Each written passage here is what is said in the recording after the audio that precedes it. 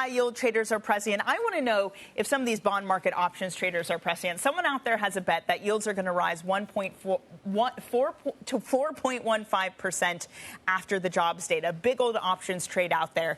Is that a bet you'd be willing to make, Seema? I think there is a move towards higher yields in the short term. Right, we know that maybe the market went a little bit too far with pricing in rate cuts, a little bit too soon in terms of March. And as we're getting the data come through, we're still seeing signs of strength. I mean, that is very much clear from the labour market data. So I think the major concern for the market is that you're going to see another very strong payrolls number today, and that's going to further push back expectations for Fed cuts, and that should put upward pressure. But if you're looking at over longer term, there's going to be kind of a year of two halves, where the first half of the year is where the market is really I guess, challenging some of the assumptions at the end of the year, at the end of last year, maybe pushing back the date of rate cuts, really starting to think about resilience, economic growth. And then in the second half of the year, maybe some of that weakness starts to come through, and then when you get the Fed cuts. Good morning, Seema. Good to see you. Yeah, whoever's out there spending $600,000 on a one-off punchy close of business today. You can see their P&L either dwindling by $625,000 or going, hurrah, we've made a bit. But you go to the core of the issue, which is about real rates. And in the back half of the year, if these rate cuts are backloaded, real rates, you say, have peaked, and ultimately that's probably good for risk. And then how do you act on that assumption? It's a good question. So I think coming into this year, as I said, I think the first half of the year, or at least the first quarter, is going to be somewhat shaky. But I think investors need to look through that first quarter and start thinking about what is going to happen over the next 6 to 12 months. And I think from that perspective, we are expecting an economic slowdown, but it's a fairly soft landing. And if you're going to get central bank cuts, not just in the US, but around the world, that should be fairly positive for risk assets. So we do think that you should be leaning closer and closer into some of the cyclical trades. So this is still a slight overweight in US equities, but actually tilting gradually, very, very gradually, towards that small cap space. Because as you get, historically, as you get a kind of return to growth and Fed cuts, that is typically when small caps can outperform. I think so many people would be relieved to see that, because you're not the first person to say 2024 will be good for small caps, only to see them get absolutely trashed this week. What does that mean for big tech? Do they relinquish their reign as the market leaders this year? So I would not want to be going underweight big tech at this point, right? We know that AI, it's going to be a very significant driver of productivity. There's a lot of expectations which hopefully can be met. But that doesn't mean that you should ignore small cap. Now, I agree, this week and probably for the next couple of months, you might see small caps fairly challenged because markets are pushing back the expectations for rate cuts.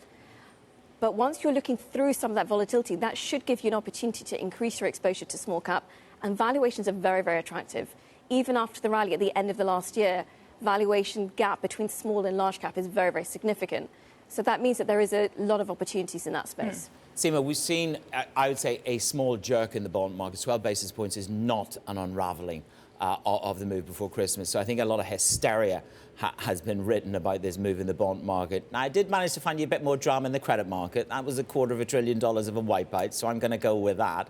I've had Nat Alliance come in here and say, oh, credit's in a sweet spot. It's beautiful. It's lovely. I've had other people come in and say, oh, you want to be long credit? Well, you're probably crying in your cups this week. $250 billion, 240 billion has gone from that. But you say, I want to get into credit. Do you think when you see these trucks back up in credit and yields, it is an opportunity to incrementally add? I'm not saying go all in and bang up long, long, long.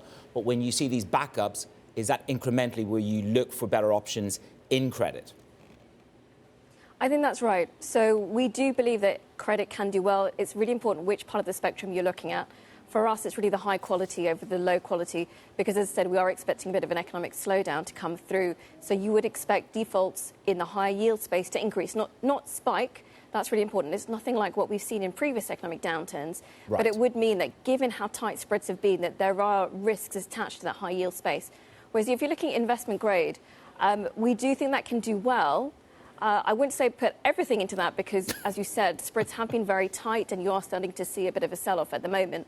But if you're looking at as a year over as a whole, then we do think that the investment grade space can do fairly well. We started this conversation, Manus and I, talking about the huge inflows into cash. I mean, it's typical you start the year, people go into cash. That's not unusual, but what is unusual is that it was a record sum. In 2024, does cash still have a place in the portfolio? So I think this is the time that investors need to start deploying some of that cash. We have seen a big inflow even recently, and that's probably because the market is now very clear that the Fed has peaked. Right? So that does mean that this is potentially a good point. But over the process of this year, we should be looking to deploy to risk assets. If you genuinely believe that there is a soft landing, if you genuinely believe that there's going to be a pivot from central banks, risk assets historically have always done well in that environment, and its growth not turning very negative. So these are positive things. The other thing is that a lot of the question marks that have been hanging over the global economy for the last 3 years, which is one of the reasons why you've had such a flow into money market funds, they're now being answered. This year, we should see that long-awaited economic slowdown, but we'll know that it doesn't leave too much destruction. We'll know that the Fed is going to start cutting interest rates. So many of those areas does mean that money market funds no longer hold a lot of the attractiveness that they have.